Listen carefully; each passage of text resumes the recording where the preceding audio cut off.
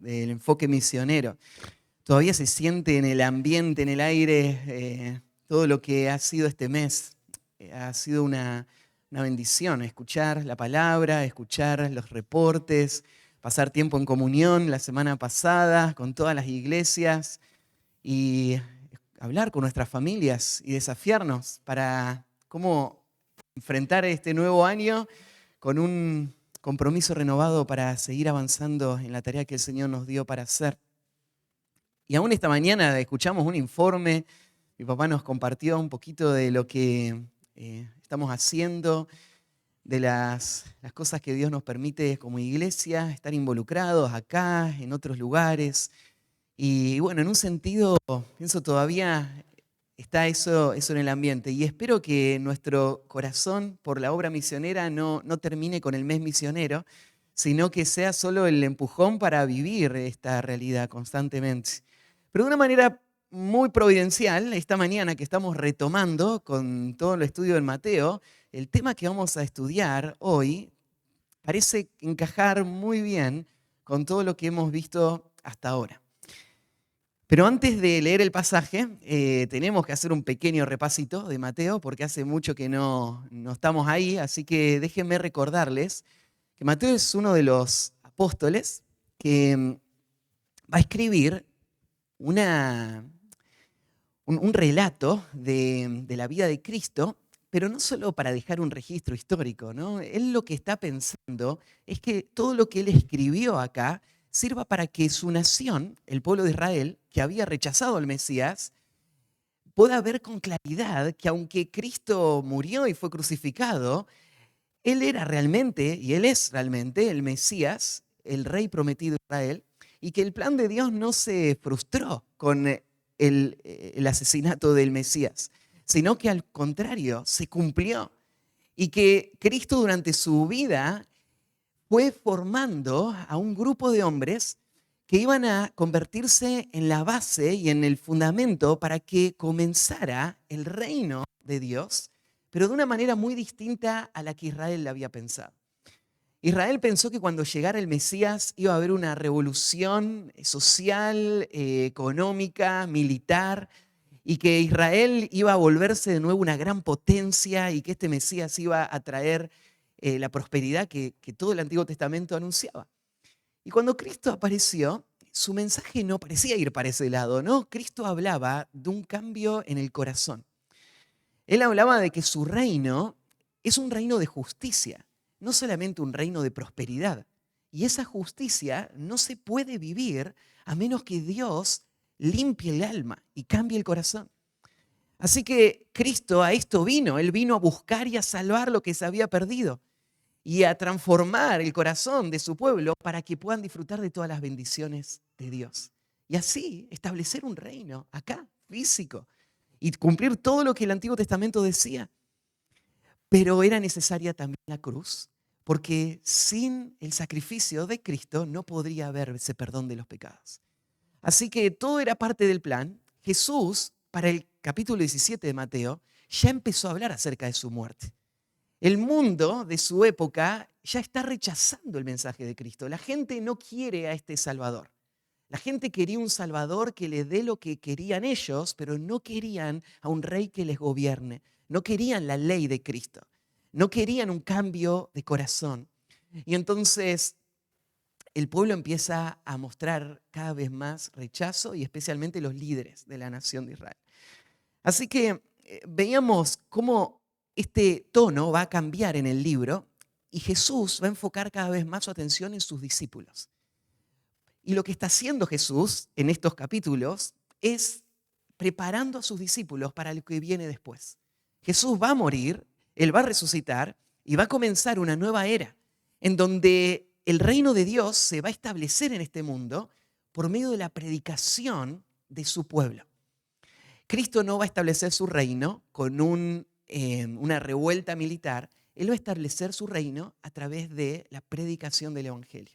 Así que le está entrenando a estos hombres para que ellos sean sus voceros, para que ellos sean sus testigos, para que ellos salgan y hagan discípulos a todas las naciones.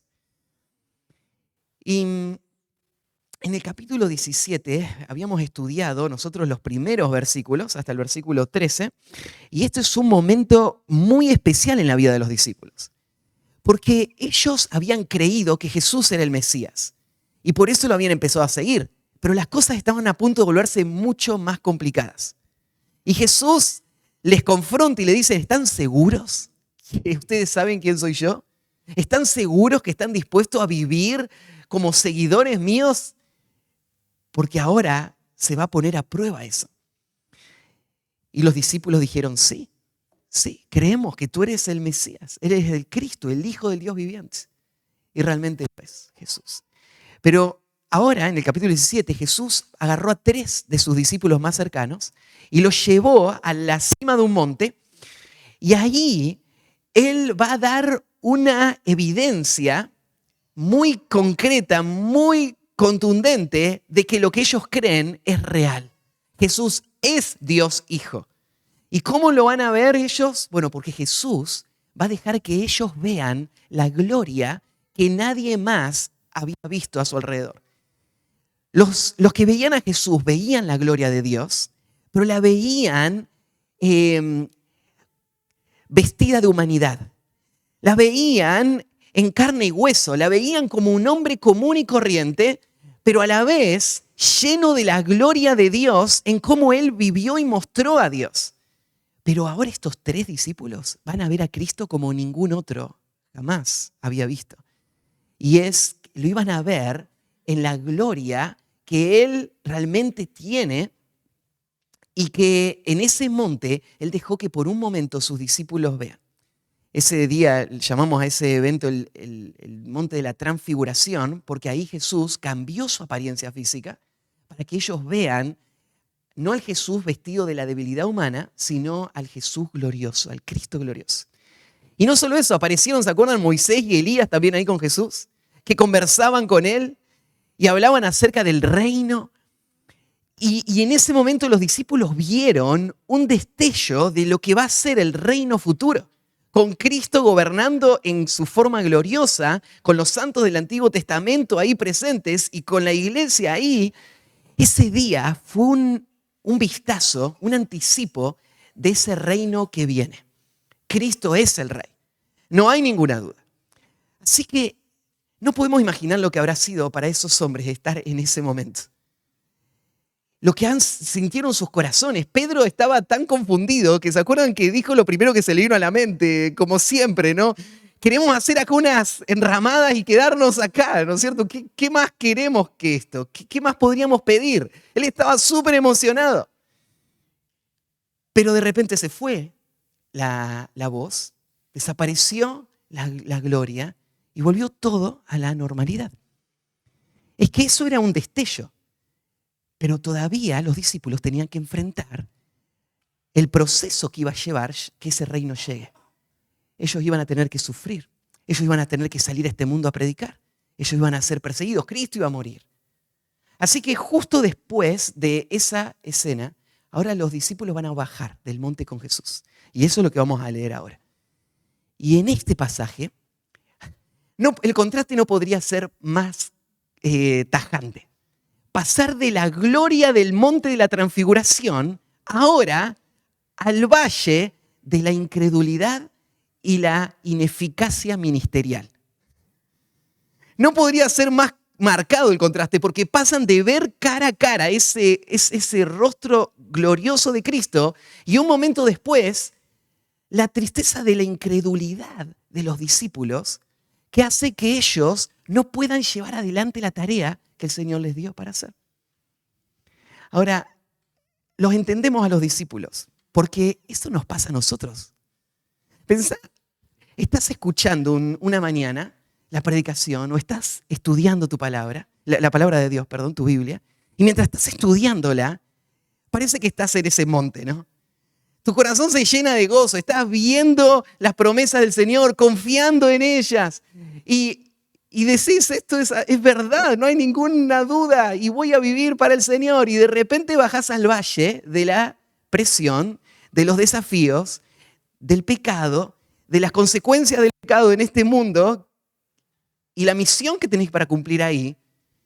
y te invade el temor, la incredulidad, la confianza en vos mismo y, y de repente te encontrás en el mismo lugar de los discípulos. Ahora totalmente ineficaz para lo que Dios te llamó a hacer, porque tu corazón se llenó de falta de fe. Y hay un principio que vamos a ver en este pasaje, el que vamos a estudiar esta mañana, y es que Dios, Cristo, quiere usar a sus discípulos para que ese reino venga. Él quiere usar a sus discípulos para extender ese reino en este mundo, para discipular a todas las naciones. Pero para que ellos sean efectivos, ellos tienen que vivir por fe cada día. Y si no confiamos en el Señor, no podemos hacer la tarea que Él nos encomendó para hacer. Así que Jesús, una y otra vez, los va a meter a los discípulos en la escuela de la fe, en donde Él les va a traer situaciones difíciles y Él les va a confrontar una y otra vez para enseñarles a confiar en Él. Porque si ellos confían en Cristo y si ellos obedecen a Cristo, entonces Cristo les va a usar en formas poderosas, más allá de lo imaginable, mucho más allá de lo que jamás ninguno podría hacer. Dios va a hacer su obra a través de su pueblo, pero cuando el pueblo de Dios confíe, crea en el Señor, en sus promesas, en su palabra y dependa de Él completamente. Sin esa dependencia, somos totalmente ineficaces para la tarea que Él nos llamó a hacer. Entonces de eso vamos a hablar hoy. El título que puse para el sermón, la predicación es Fe para un ministerio eficaz. Fe para un ministerio eficaz. Eso es lo que el Señor quiere hacer esta mañana. Enseñarnos el valor de la fe y la importancia de mantener una vida de fe. Y la importancia de aplicar esa fe al llamado que el Señor nos dio para que Él pueda hacer su obra a través nuestro en este mundo. Y yo le decía, esto tiene que ver con el mes misionero, porque somos enviados a este mundo. Pero uno de los grandes peligros es que nosotros salgamos a este mundo en nuestras fuerzas y no en la dependencia del Señor. Uno de los peligros es que nosotros nos encontremos con la dificultad de este mundo y con nuestras limitaciones y dejemos de confiar en el Señor. Y de esa manera no podamos hacer lo que Él nos llamó a hacer. Entonces, fe para un ministerio eficaz. Leemos el pasaje comenzando en el versículo 14. Dice así la palabra de Dios. Cuando llegaron al gentío, esto es bajando del monte, vino a él un hombre que se arrodilló delante de él diciendo: Señor, ten misericordia de mi hijo, que es lunático y padece muchísimo, porque muchas veces cae en el fuego y muchas veces en el agua. Y lo he traído a tus discípulos, pero no le han podido sanar. Respondiendo Jesús dijo: Oh generación incrédula y perversa, ¿hasta cuándo he de estar con vosotros? ¿Hasta cuándo os he de soportar? Traédmelo acá. Y reprendió Jesús al demonio, el cual salió del muchacho y éste quedó sano desde aquella hora. Viniendo entonces los discípulos a Jesús, aparte, dijeron: ¿por qué nosotros no pudimos echarlo fuera?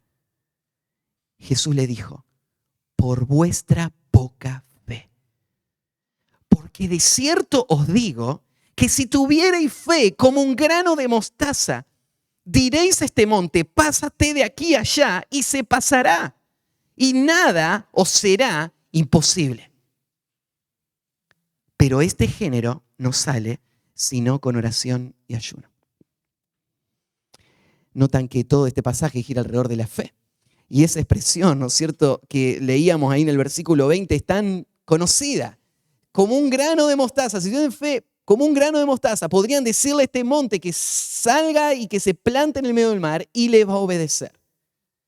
Claro, este pasaje ha sido torcido y usado de una forma que parece alentarnos a seguir nuestros deseos, pero este pasaje no tiene nada que ver con determinación, con pensamiento positivo. Este pasaje tiene que ver con un discípulo que fue llamado a una tarea imposible y una confianza en el Señor que le va a llevar a desarrollar esa tarea y ver a Dios hacer lo que es humanamente imposible. Y todo esto en el contexto de la fe. La fe. Y vamos a evaluar esta mañana cómo está nuestra fe. Porque sin fe es imposible agradar a Dios. Porque sin fe es imposible servir a Cristo y tener fruto en la tarea que estamos haciendo. Sin fe es imposible obedecer el llamado del Señor. Y esta mañana el Señor nos va a llamar a poder vivir en esta vida de fe. Entonces comenzamos ahí en el versículo 14. En el contexto, entonces conectándolo con lo anterior, dice, cuando llegaron al gentío, vino a él un hombre que se arrodilló delante de él, diciendo. Esta historia que leí recién aparece en los 3 evangelios que llamamos sinópticos. O sea, los 3 evangelios que hacen una síntesis de la vida de Cristo, que es Mateo, Marcos y Lucas. En esos 3 evangelios aparece esta historia. No todas las historias aparecen en todos, así que esta es una historia especial, aparece en todos los evangelios. Y si vos te vas a fijar lo que dicen los demás, te ayuda a entender un poquito más de lo que se va a decir acá. Lo que podés imaginar entonces es que Jesús estuvo con los 3 discípulos en el monte por un tiempo y abajo habían quedado los otros 9. Y mientras Jesús estaba allá, se juntó al lado de estos otros un grupo grande de personas. Marco nos va a decir que entre ellos había algunos escribas también y algunos de estos líderes de la nación de Israel. Y ahora bajan y se encuentran con este grupo. Marco nos agrega un detalle y es que cuando llega Jesús con los 3 y se encuentra con la gente, la multitud estaba en un gran debate, en una tensión, porque los escribas y los discípulos de Jesús estaban debatiendo sobre una situación que había pasado hace unos momentos. Y la situación la va a narrar el resto de la historia. Un hombre había llegado y le había pedido y rogado a los discípulos de Jesús que le ayude con un hijo que él tenía y un problema que tenía su hijo. Ahora lo vamos a ver. Y los discípulos quisieron hacerlo y pensaron que lo iban a poder hacer y de repente se dieron cuenta que no pasaba. Y después de tal fracaso ministerial, de no haber podido ayudar a este hombre que vino con esta necesidad, ahora ellos están perplejos, confundidos. Y los escribas están aprovechando esa situación para atacar, ¿no? Y empezar a cuestionar a estos hombres y al ministerio de Jesús.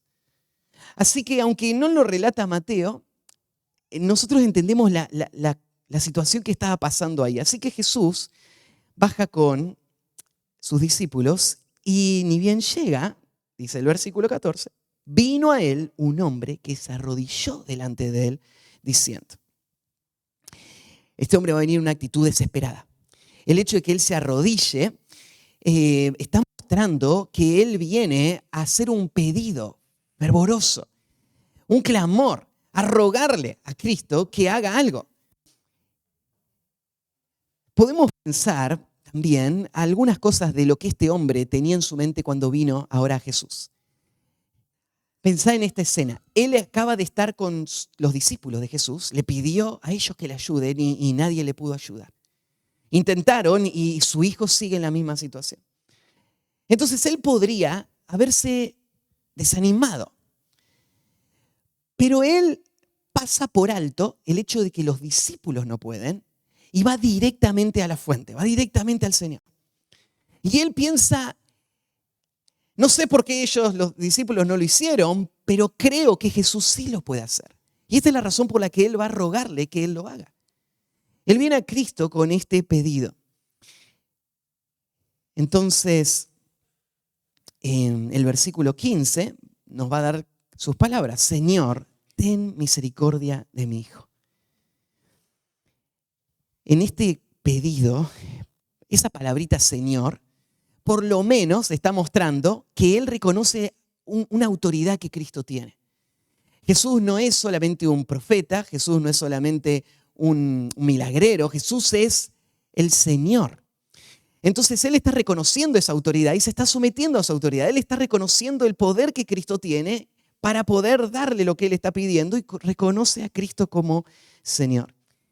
Y a la vez reconoce a Cristo como un Señor compasivo, porque le hace este pedido, ten misericordia de mi hijo.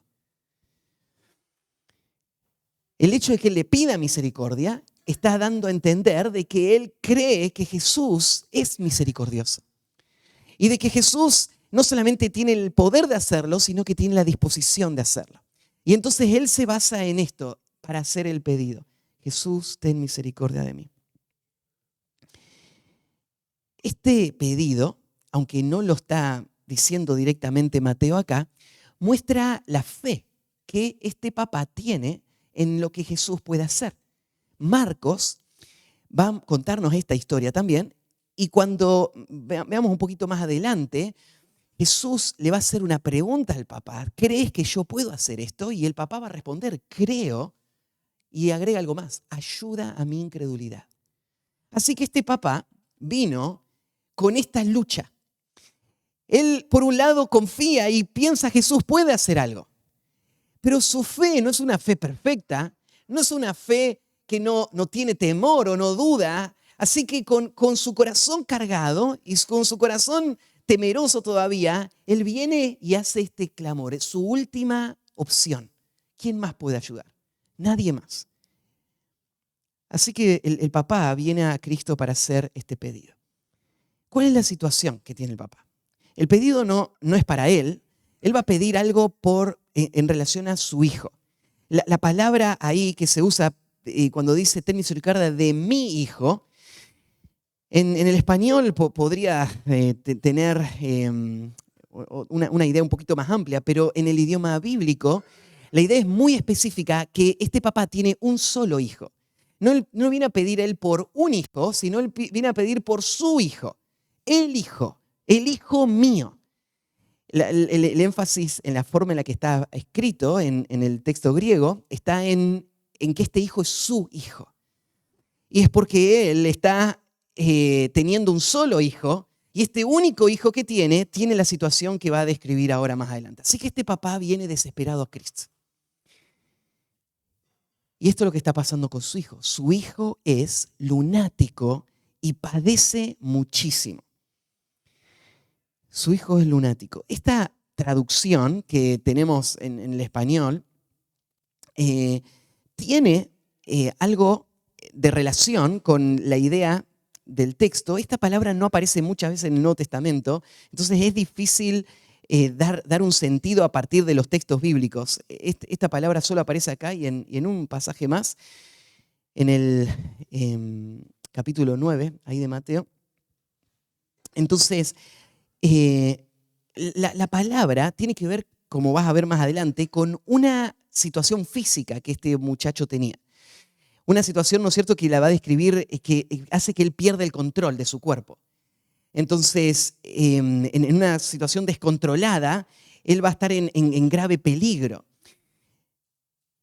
La expresión lunático en el español viene de una creencia que es muy antigua, y es que este comportamiento que hoy nosotros llamaríamos una persona que está totalmente fuera de sí, una persona que no tiene control de sus actos, una persona, ¿no es cierto?, que desvaría, y es una persona que entonces su cuerpo él lo va a tratar y a manejar en formas que no son racionales ni seguras. Entonces, nosotros entendemos la palabra lunático. En el mundo antiguo se creía que personas que estaban expuestas a la luz de la luna contraían una clase de enfermedad que terminaba haciendo que ellos pierdan todo el control, ¿no es cierto? Y de esta expresión viene la palabra lunático, nuestra en el español, tiene que ver con la luna y con el efecto de la luna. Y vos decís, no tiene nada que ver la luna con esta situación, pero sigue ahí en la palabra esta idea muy antigua que había, ¿no? Entonces había supersticiones y la gente no sabía bien de dónde venían estas cosas, pero el hecho es que este joven está totalmente fuera de sí.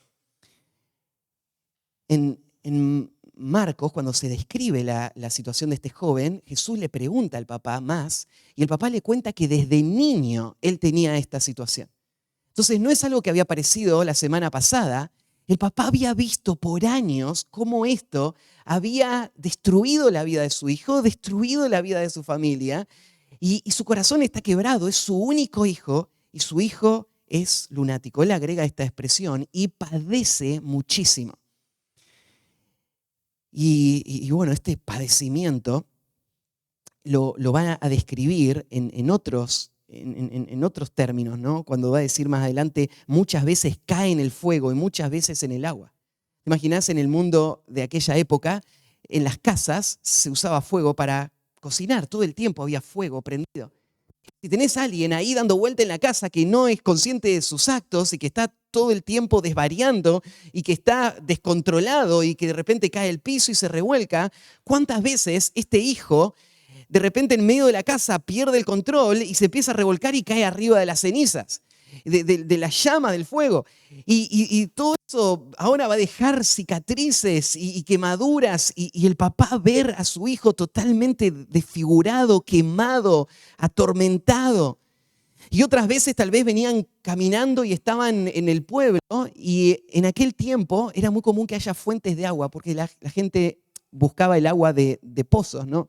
Entonces vos venías con tu hijo ahí caminando, lo venías trayendo y él se volvía loco y empezaba a sacudirse y corría de un lado y se caía en el agua. Y vos decís, en cualquier momento se me muere mi hijo, ¿no? Cae en el agua, se va a ahogar.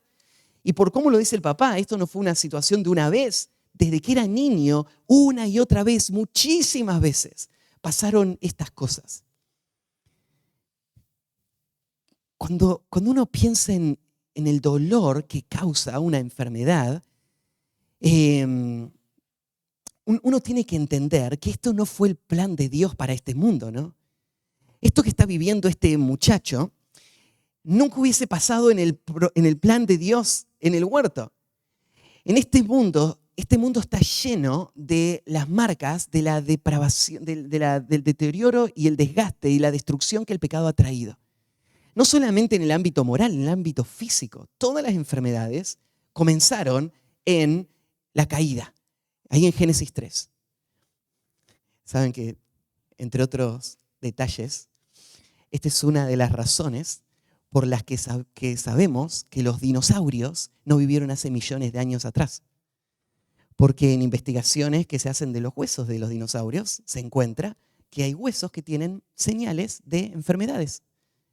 Enfermedades como las que hoy tienen los animales y las personas. Y la enfermedad no entró en el mundo hace millones de años, ¿no? El deterioro de este mundo comenzó solamente después de la caída. Así que de la caída para acá es que llegaron todas las enfermedades. Y todas las formas de angustia y de agonía y de destrucción que conocemos en este mundo. Pero hay otra forma en la que podemos también entender la gravedad de esta situación. Más adelante se va a decir que Jesús va a sacar un demonio que este niño tiene, o este joven tiene. Y el demonio es el que estaba causando toda esta situación. Entonces uno puede decir, ¿y entonces qué era? ¿Que este joven era lunático o estaba endemoniado? Bueno, las dos cosas.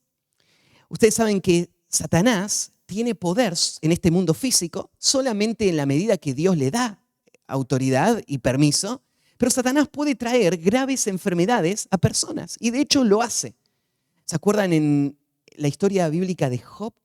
Cuando Satanás pide permiso y Dios le permite primero quitarle todo a Job y después traer una enfermedad. Y Satanás eligió la enfermedad más cruel que él podía imaginar y trajo una sarna que afectó desde la planta del pie hasta la coronilla de su cabeza y que le atormentaba día y noche a tal forma que Job se rascaba con los pedazos de vasijas rotas y estaba sentado arriba de cenizas. Una imagen terrible, aterradora. Vos sabés que el príncipe de este mundo, Satanás, está atrás de la destrucción de este mundo. Él es un engañador y un destructor y él quiere matar, robar y destruir. Y él lo hace de 1000 maneras.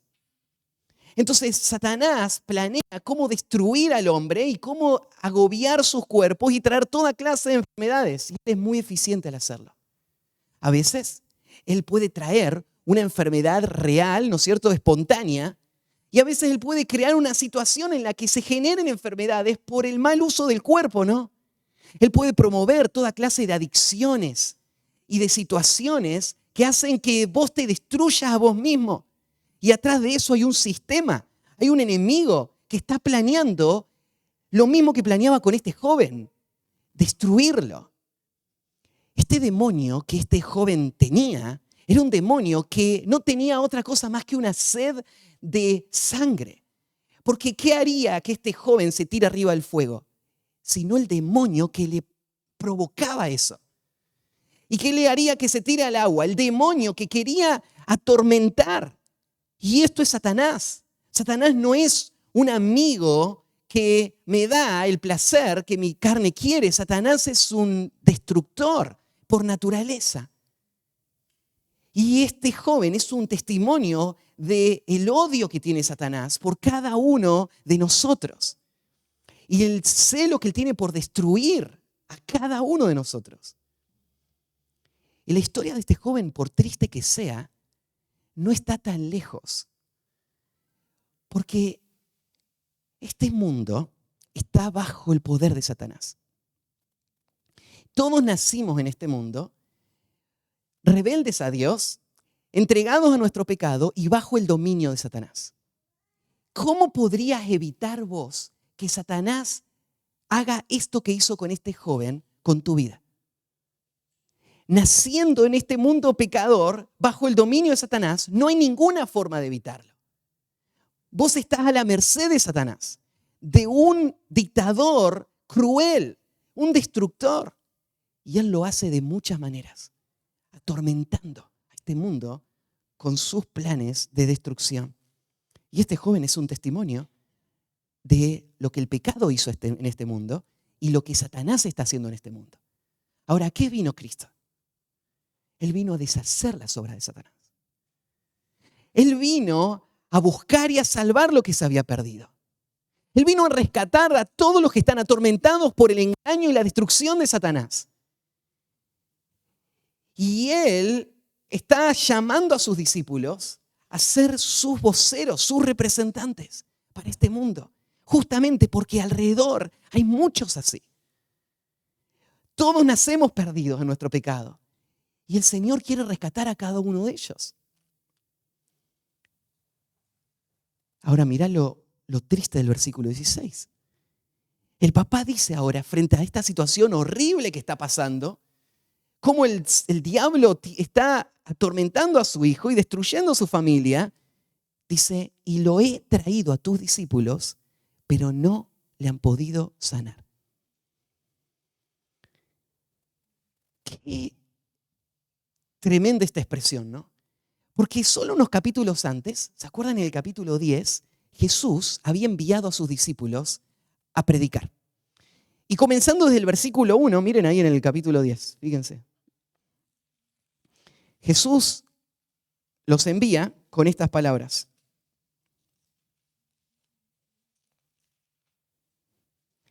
Entonces, llamando a sus discípulos, a sus 12 discípulos, les dio autoridad sobre los espíritus inmundos para que los echasen fuera y para sanar toda enfermedad y toda dolencia. Jesús les dio la misión de ir con su evangelio y predicar, y les dio el poder para lidiar con esto, ¿no? Jesús le dio a estos 12 hombres la autoridad para sanar cualquier enfermedad, ese toda, no tiene ninguna restricción, y los espíritus, ellos tenían poder para sacar esos espíritus que estaban ahí y librar a estas personas. Así que un par de capítulos antes, Jesús les dice, vayan y yo les doy el poder para hacerlo. Y ahora tenemos 7 capítulos después, un papá viene con una situación desesperante, ruega por ayuda y sus discípulos no pueden hacer nada. ¿Qué es lo que está pasando? A ellos Jesús los envió y ellos tenían el poder dado por Cristo. Pero como vas a ver más adelante, quiero tratarlo con más detalle un poquito más adelante, hay algo que les falta a los discípulos. Para que ellos puedan llevar a cabo esta tarea que el Señor les dio para hacer. Estos discípulos, se dice específicamente, no le han podido sanar. Ellos habían sido capacitados con la capacidad sobrenatural, pero había algo que no permitía que ellos lo desarrollen. Y entonces, sin todavía Mateo explicarnos qué es eso, pasa al versículo 17. ¿Qué va a responder Jesús ahora? Respondiendo Jesús dijo: oh generación incrédula y perversa, ¿hasta cuándo he de estar con vosotros?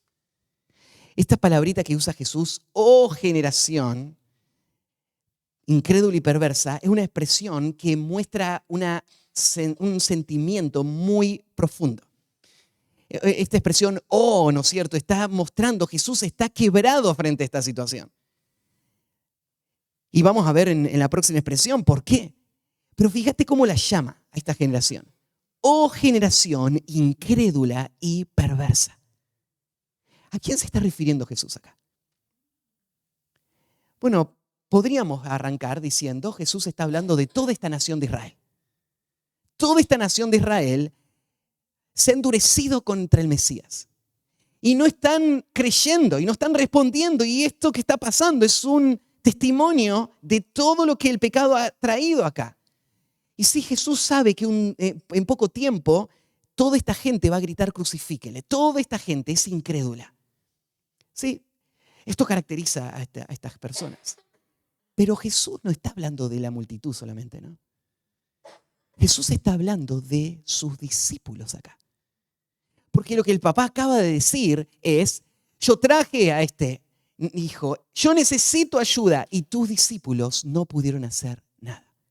En la expresión que el papá dice, ese tus discípulos, está puesto de la manera enfática, mostrando la relación que los discípulos tienen con el Señor. Jesús, el Padre le está diciendo: ellos te representan a vos, ¿no? Ellos están sirviendo en tu nombre. Y ellos son totalmente impotentes para hacer lo que se supone que deberían poder hacer. Son tus discípulos.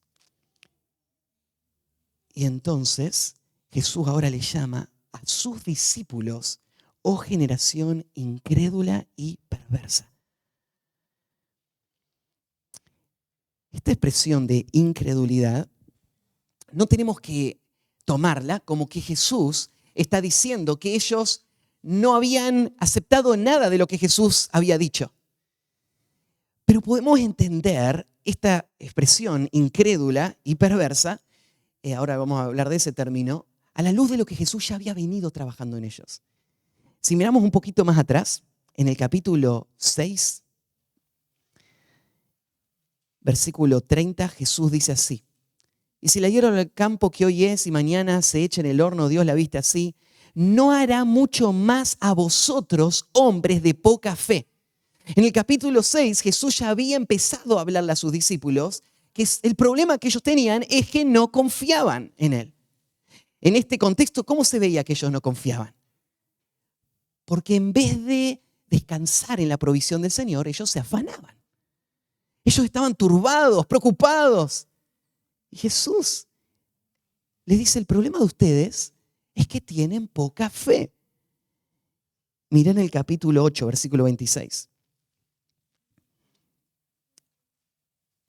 Dice Jesús, Él les dijo: ¿por qué teméis, hombres de poca fe? De nuevo, ¿por qué ellos están en pánico? ¿Por qué ellos están temblorosos? ¿Por qué ellos están dudando? ¿Por qué ellos están desesperados? Este es el problema. Poca fe. Miren el capítulo 14, versículo 31. Al momento Jesús, extendiendo la mano, asió de él. ¿Se acuerdan cuando Pedro se estaba hundiendo? Y le dijo: hombre de poca fe, ¿por qué dudaste? De nuevo Jesús señalando: este es el problema de ustedes. No confían en mí. Y en el capítulo 16, versículo 8, entendiéndolo, Jesús le dijo: ¿por qué pensáis dentro de vosotros, hombre de poca fe, que no tenéis pan? Y acá de nuevo relacionado con este milagro de la multiplicación de los panes, de nuevo Jesús diciendo: hombre de poca fe. Y ahora los discípulos están en una situación ministerial. Ellos se enfrentan a un desafío ministerial que ellos no pueden resolver con sus propios medios, ¿no? Y tal vez, mira, ellos en su primer salida misionera, cuando en el capítulo 10 Jesús los mandó a predicar, se dice que ellos después volvieron y dieron el reporte de todo lo que habían hecho. Entonces vos te podés imaginar a estos discípulos totalmente asombrados. Por primera vez ellos salen a predicar y cosas grandiosas suceden. Ellos le hablan a los demonios y los demonios salen. Ellos sanan a la persona por doquier y ellos están viendo el poder de Dios. Así que vos te podés imaginar cómo el corazón de ellos empieza a sentir una falsa sensación de seguridad en sí mismos. Y ellos empiezan a confiar en este poder que ellos tienen. Ellos confían en los dones que el Señor les dio. Ellos confían en la capacidad de hacer todas las grandes señales. Así que llega este papá y ellos tal vez piensan, sí, no hay ningún problema, tráiganlo. Es otro demonio, ¿no? Vamos a sacarlo como lo hicimos en otras ocasiones. Y ellos se paran delante de este hombre y le dicen a este demonio y el demonio no responde. Y no hay sanidad. ¿Y qué pasa con esto? ¿Por qué este demonio no está respondiendo? Vamos a ver, este es el problema. Jesús le está señalando, oh generación incrédula. El problema Jesús lo está señalando ahí. Y suma, no solamente es una generación incrédula, es una generación perversa. Sé que estas dos cosas van de la mano. La incredulidad y la vida de pecado son inseparables. Cada vez que yo peco, atrás de ese pecado hay algo de la verdad de Dios que no estoy creyendo. Hay un aspecto de incredulidad en mi corazón.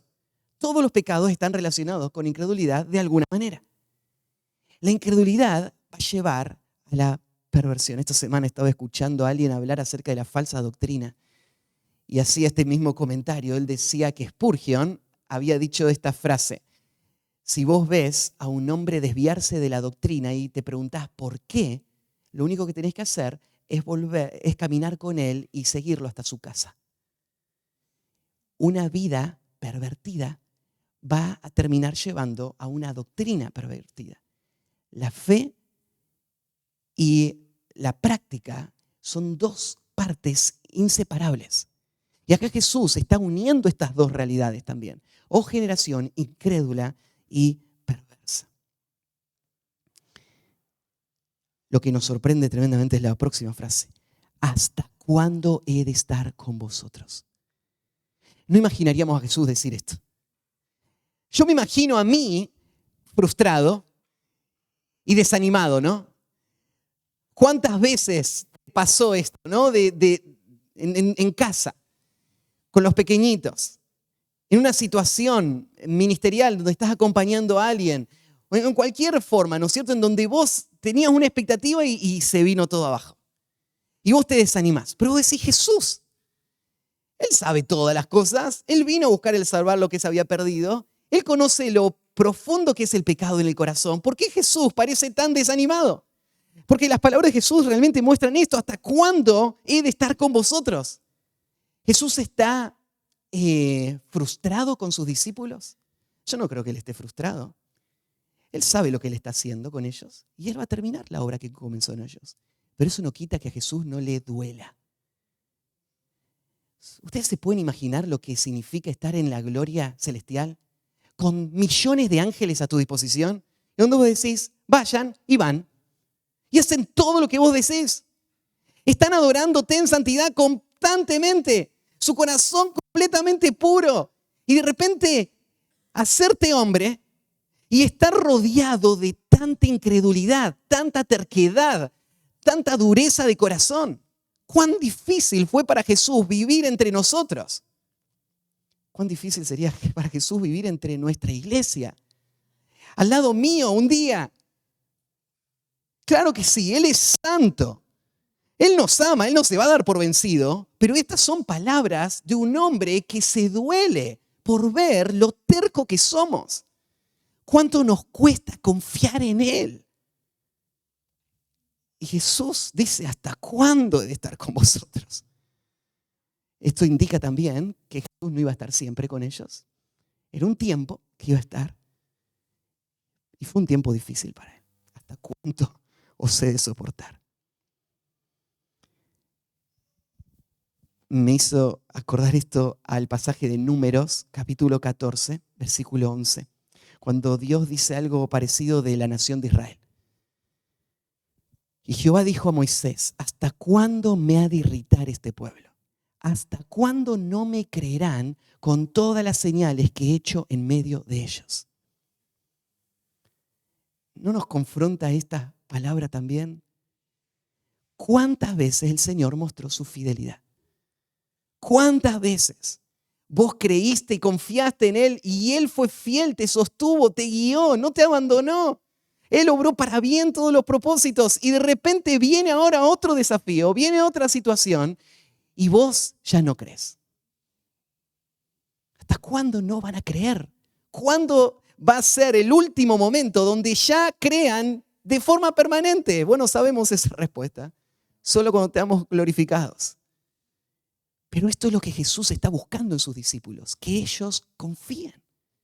Y la falta de fe puede venir por muchas fuentes. Yo les decía, yo creo que a los discípulos la falta de fe, ¿saben de dónde les vino? Les vino de una confianza pecaminosa en sí mismos, donde ya su dependencia no estaba en Cristo y en lo que Cristo podía hacer, sino en lo que ellos ya estaban haciendo. Les digo, esto es uno de los grandes peligros de todas las iglesias y de todos los ministerios. Este es el peligro. Cuando vos te sentís insignificante, totalmente incapaz, vos dependés del Señor. Orás, confías en Él, esperás en Él, pero de repente el Señor empieza a dar prosperidad. Las cosas empiezan a mejorar y ahora empezás a tener recursos, empezás a tener herramientas. El Señor empieza a dar dones, empieza a dar fruto. Y el peligro es que nos pase lo mismo que le pasó a Éfeso, ¿no? Que han dejado su primer amor.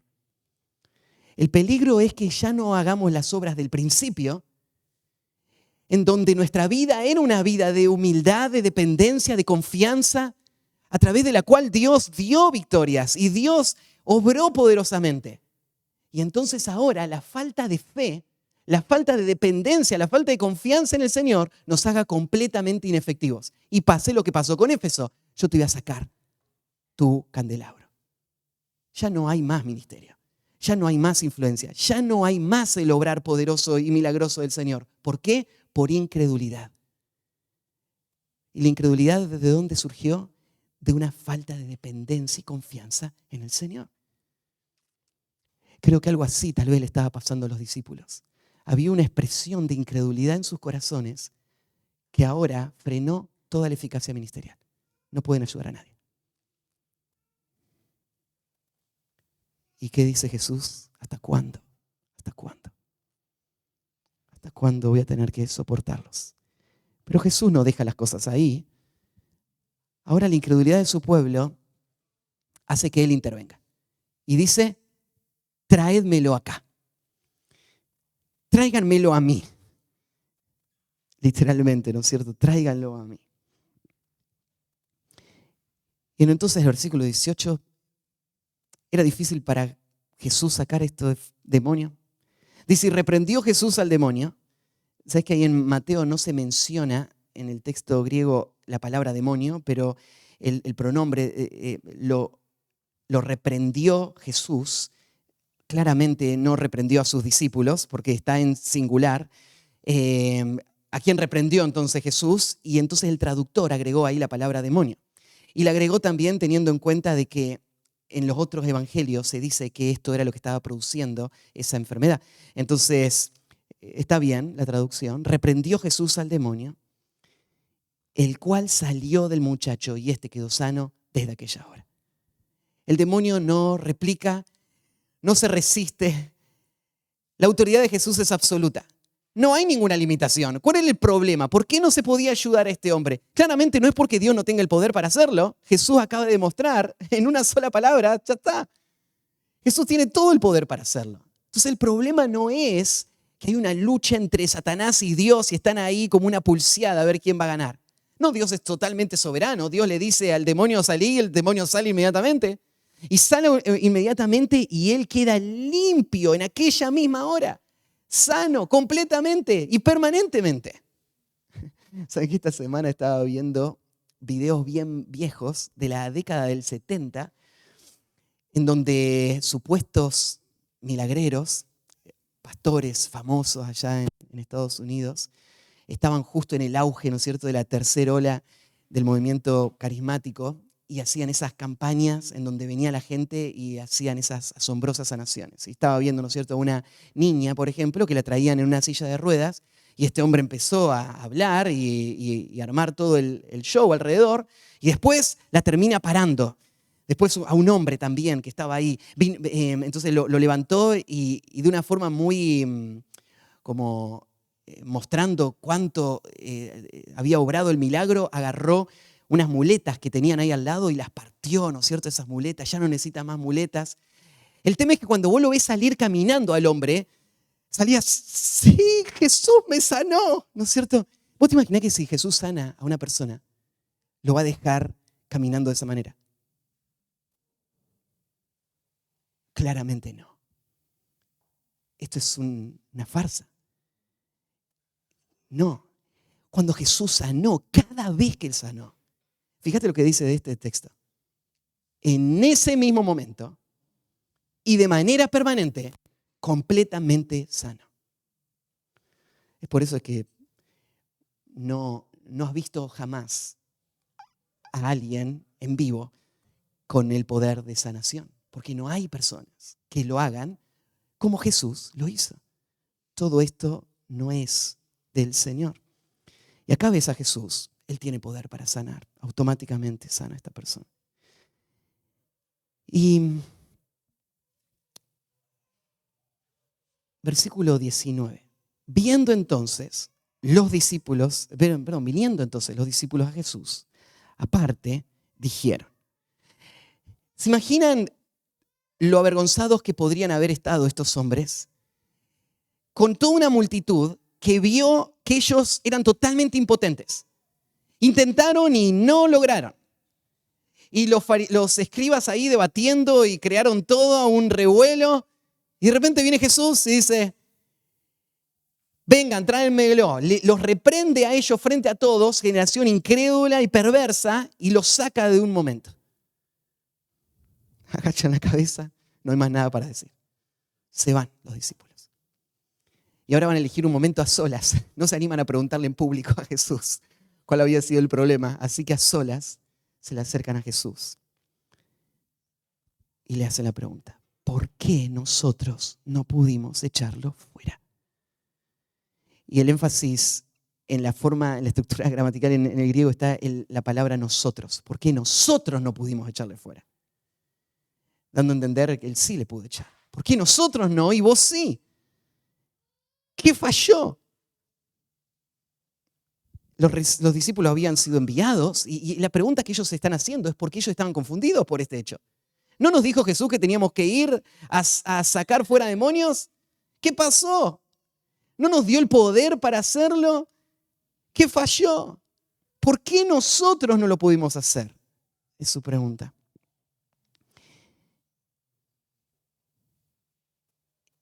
Y es que en ellos no está el poder. Aunque ellos tienen la tarea, en ellos no está la capacidad. Nunca la estuvo, ni nunca va a estar. Nosotros somos solamente instrumentos en las manos de Dios. El poder siempre estuvo en Dios y se hace real en nosotros por medio de la fe. No es algo que nosotros usamos a libre disposición con nuestro propio interés o nuestras actividades. Entonces, en el momento en el que una persona deja de depender de Dios y deja de confiar en Dios, en ese momento no hay más poder para hacer nada. ¿Por qué nosotros no le pudimos sacar? Entonces la respuesta viene en el versículo 20. Fíjate qué directa, sencilla y confrontativa para nuestro corazón. ¿Por qué? Por vuestra poca fe. Por vuestra poca fe. Esta es la razón. Esto es lo que limita la eficacia ministerial. Esto es lo que hace que estos discípulos no puedan hacer lo que Dios les llamó a hacer. Su poca fe. Fíjate que acá Jesús no le dice que no hay nada de fe, pero esa poca fe que en este momento no estaba dependiendo en el poder de Dios, había llegado a ser un estorbo que evitaba que ellos puedan ser usados por Dios. Yo les leí recién hace un momento el pasaje de Pedro, pero déjenme volver ahí en Mateo 14, 30 y 31. Se menciona también una situación donde la poca fe se va a volver en un estorbo para que Pedro pueda experimentar el poder de Dios. Mateo 14, 30 dice, pero al ver el fuerte viento, ya caminando sobre el agua, Pedro tuvo miedo y comenzando a hundirse, dio voces diciendo, Señor, sálvame. Al momento Jesús, extendiendo la mano, asió de él y le dijo, hombre de poca fe, ¿por qué dudaste? ¿Por qué dudaste? Pedro, vos estabas viendo el milagro, nunca nadie caminó en el agua, vos estabas ahí. No había ningún temor. ¿Por qué? ¿Qué razón? Dios te puede sostener, no importa la tormenta a tu alrededor. Pero el miedo, que es una experiencia tan común, que conocemos tan de cerca, el miedo causó un tropiezo para Pedro. Y cuando apareció el temor, Pedro decidió creer la mentira en vez de la verdad. Y ahora ya él no confía más en el Señor, que le llamó y le dijo, salí del barco. Y como él ya no confía en el Señor, ahora esa duda hace que inmediatamente se pierda el poder. Ahora Pedro se cae como una plomada al fondo del mar. ¿Por qué? Porque Dios obra poderosamente por medio de la fe. ¿Por qué los discípulos no pudieron sacar ese demonio? Por su poca fe. ¿Por qué Pedro se hundió después de haber caminado en el agua? Por su poca fe. Y ahora llená vos el espacio en blanco. ¿Por qué no se evidencia el poder de Dios en aquellas cosas que el Señor te ha llamado a hacer? ¿Por qué estás retrocediendo y volviendo a una vida dominada por los pecados? No es el entorno, no es la dificultad, no es lo imposible de lo que estás enfrentando, porque Dios no tiene ninguna limitación. Hay una sola respuesta, por la poca fe. La poca fe. Esto de la poca fe o de la incredulidad fue la piedra de tropiezo para la nación de Israel también. Ahí en Hebreos 3:19 dice que ellos no pudieron entrar a la tierra prometida por su incredulidad. Y si vos mirás la historia del pueblo de Dios, cada gran historia que te apasiona, donde vos ves el poder de Dios en acción, lo que hay atrás de esa historia no es solamente el poder de Dios, sino que es a un hombre de fe que está respondiendo al llamado de Dios y por eso Dios está obrando poderosamente en él. Tal vez vos tenés tus historias preferidas del Antiguo Testamento. Hace poco estábamos recordando una de mis historias preferidas.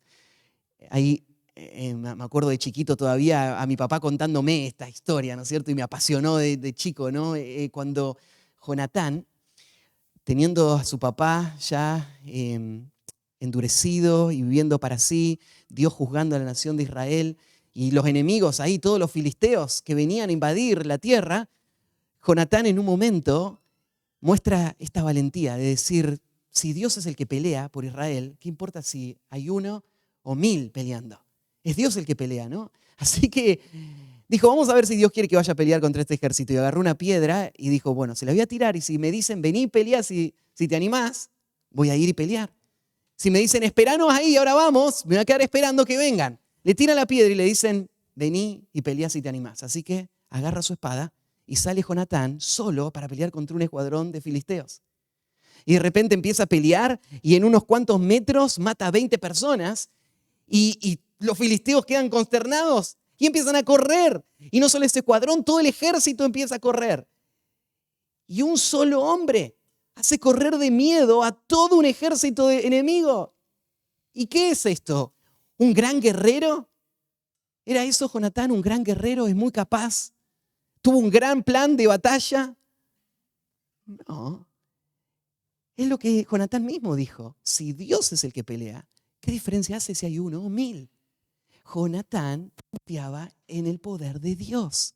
Y cuando vos tenés un hombre enviado por Dios, que confía en el poder de Dios, ese hombre puede hacer cosas que son imposibles humanamente. Y esto no es solamente para las historias antiguas de la Biblia.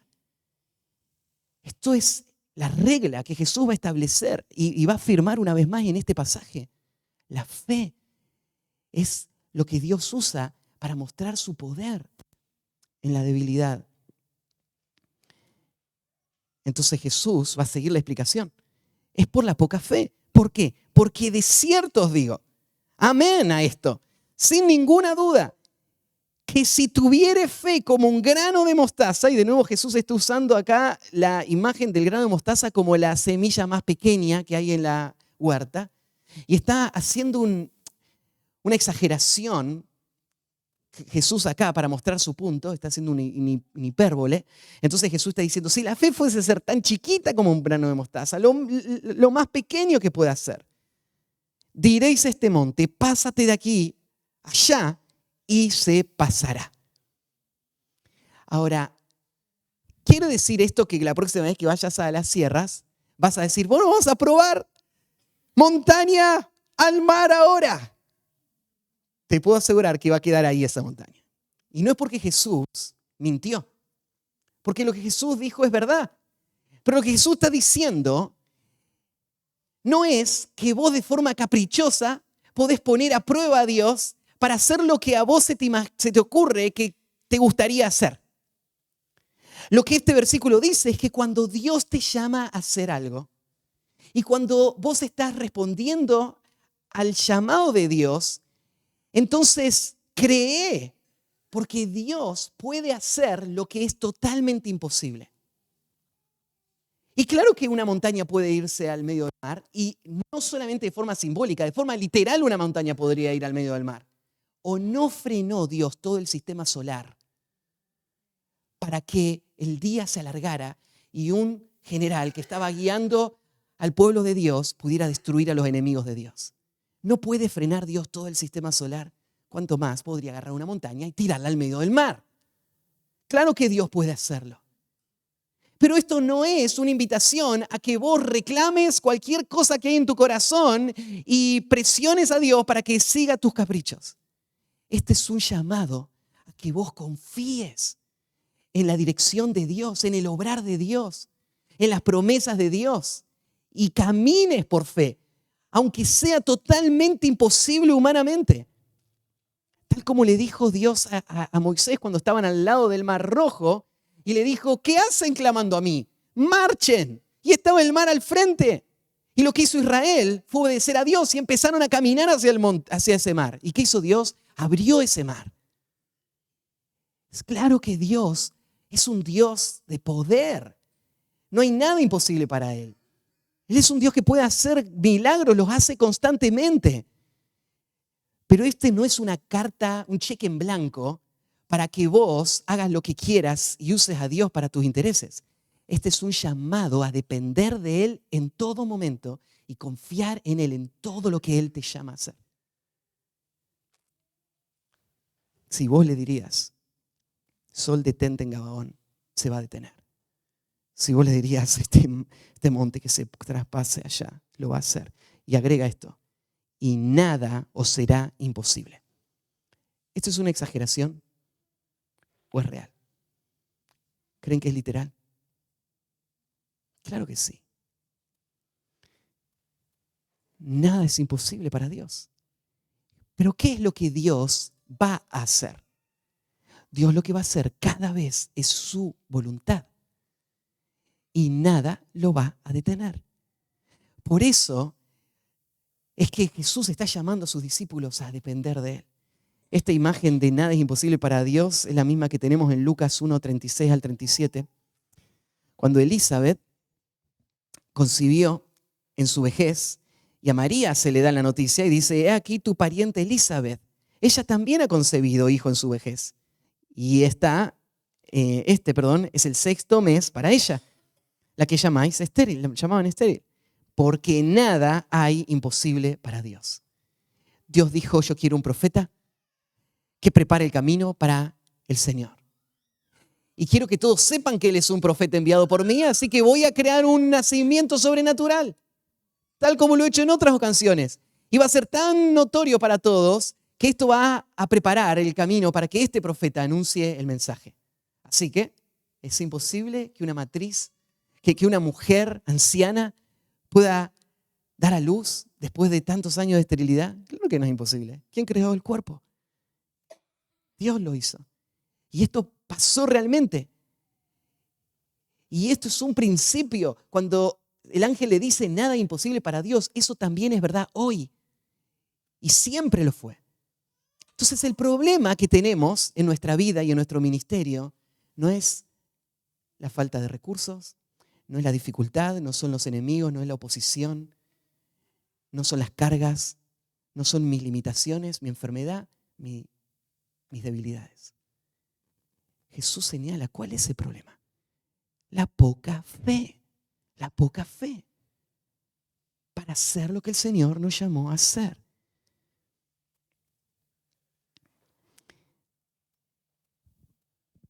Ahí el versículo 21. No suelo hacer esto, pero es necesario en este caso. Este versículo no aparece en los mejores manuscritos que tenemos. Como ustedes saben, la Biblia no fue escrita en español.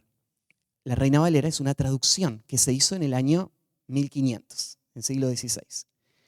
Para cuando se hizo la Reina Valera, los manuscritos originales ya no existían. Lo que había eran copias que habían sobrevivido. Y muchas copias había, y alguien se tomó el trabajo de recolectar las copias que habían y chequear esas copias y ver si había alguna diferencia en algún detalle y entender cuál podría haber sido el error que se cometió para hacer una lectura que sea confiable del texto griego. Del año 1600 hasta acá, que es después que se tradujo esto, se encontraron muchos más manuscritos que eran mucho más antiguos. Y cuando se encontraron estos manuscritos, que algunos son de 30 años después de haberse escrito el texto original, algunos son muy cercanos, se dieron cuenta de que había algunos errores, algunos errores del que copió los manuscritos en esos 2000 años de historia que había que corregir. Entonces, hoy, nosotros que tenemos esos manuscritos, miramos un versículo como este y decimos, ¿qué pasó en este versículo? ¿Por qué este versículo aparece en algunos manuscritos y en otros no? Y le digo lo que supongo que puede haber pasado. El que estaba copiando el manuscrito griego, cuando llegó a este punto, pensó en el pasaje de Mateo. Y él pensó que iba a ser útil agregar en este texto también el pasaje de Marcos. El comentario que Marcos había hecho. Entonces, tal vez él primero lo copió como una nota al costado y otro que lo copió un par de siglos después lo incorporó al texto. No sé cómo habrá sido, pero este versículo no estaba probablemente en el manuscrito que escribió Mateo. Pero aunque no estaba ahí, sí está en Marcos.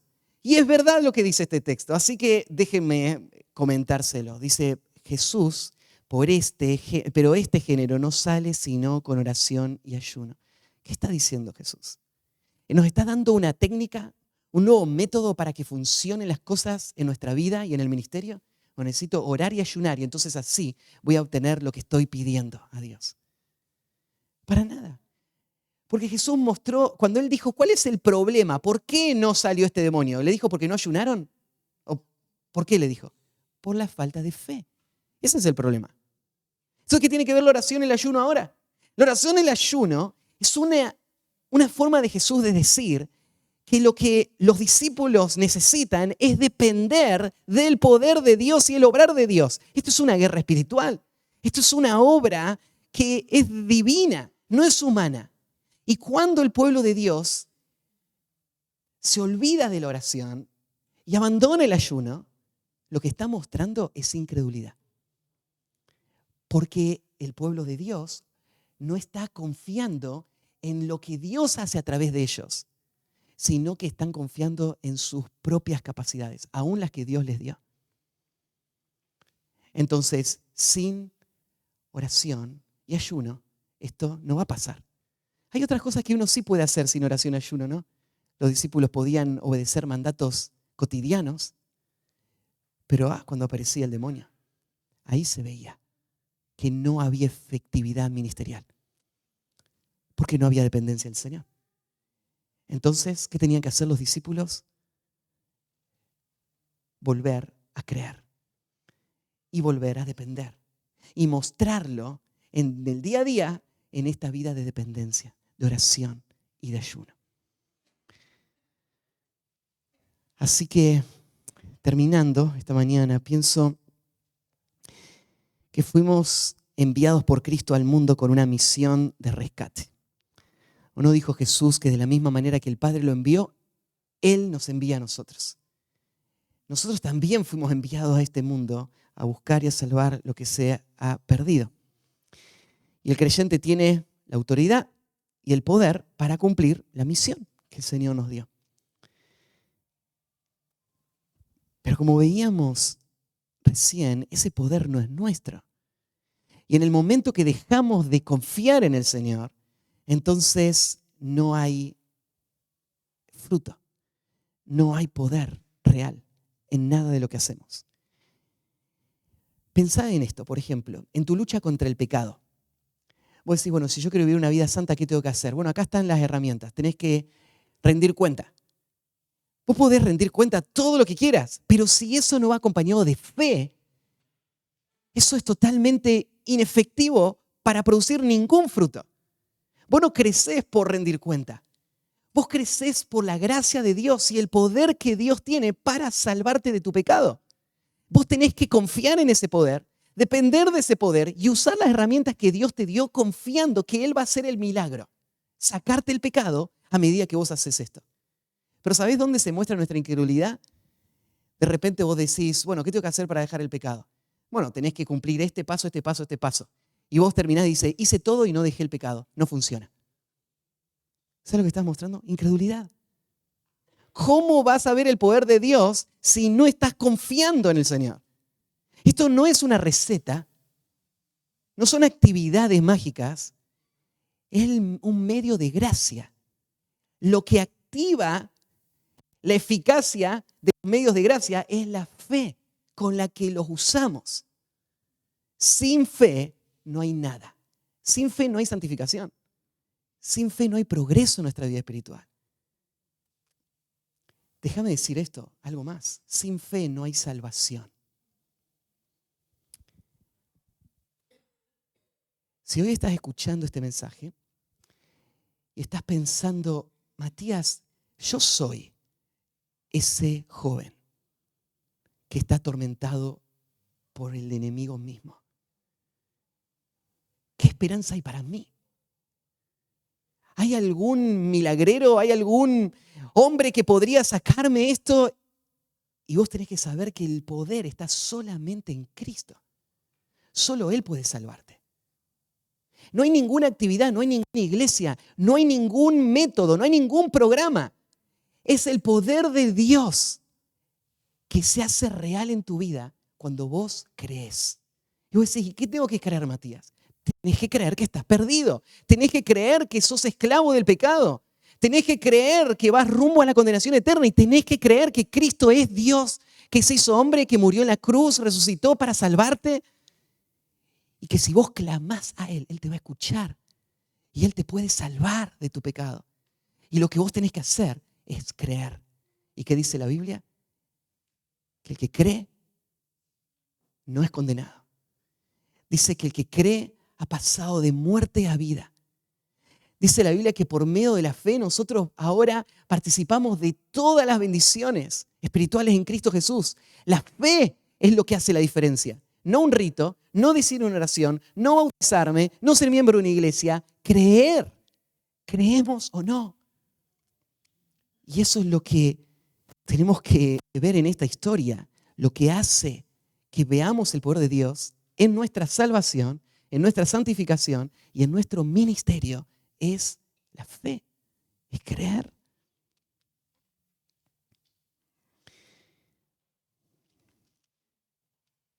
decíamos, ¿qué es fe?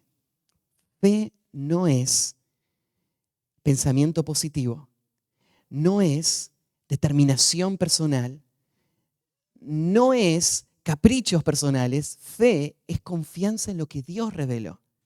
Es confianza en su carácter, en sus promesas y responder de acuerdo a eso.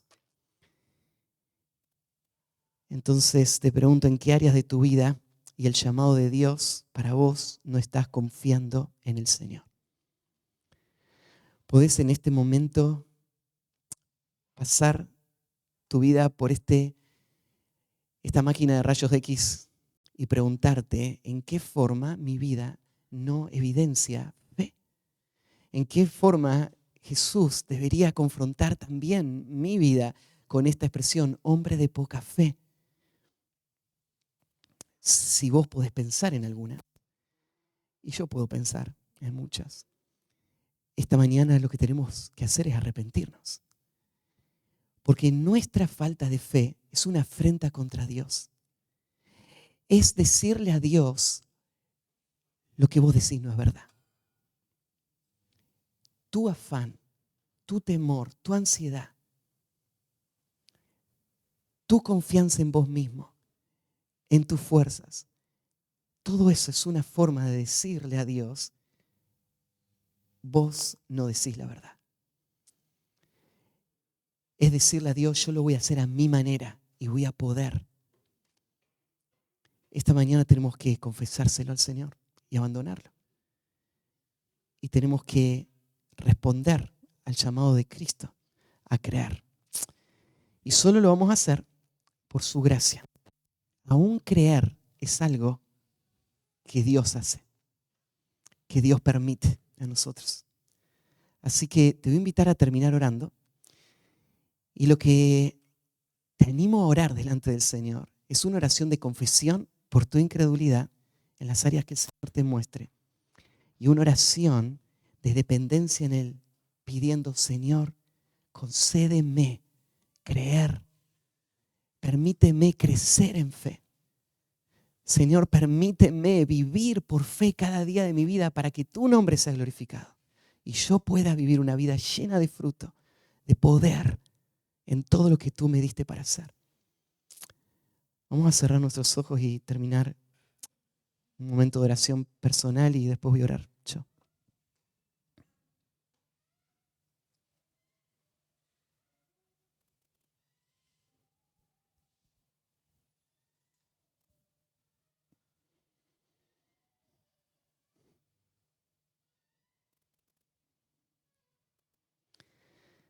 Señor, esta mañana tú has confrontado nuestros corazones con este pecado tan sutil, pero que tarde o temprano se expone en una vida ineficiente.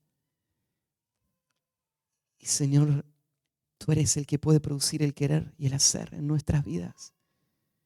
Y hoy, con un corazón humillado y sincero, te clamo por mi vida, por la vida de esta iglesia. No nos dejes en la incredulidad, en la apatía o en el endurecimiento de nuestro corazón. Rescátanos de esa incredulidad y permítenos crecer en fe. Y Señor, sé que nuestra fe va a verse realizada y completada y perfecta el día de nuestra gloria. Pero ayúdanos a que cada día nuestra fe se fortalezca con tu verdad y por tu espíritu en nuestro corazón. Ayúdanos a alentarnos unos a otros, a confiar. Y permítenos vivir una vida de poder, no una vida de resultados humanos, sino una vida del poder de Dios. Danos esa gracia. Te amamos, queremos vivir para ti. Te encomendamos todo esto en el nombre de Cristo Jesús. Amén.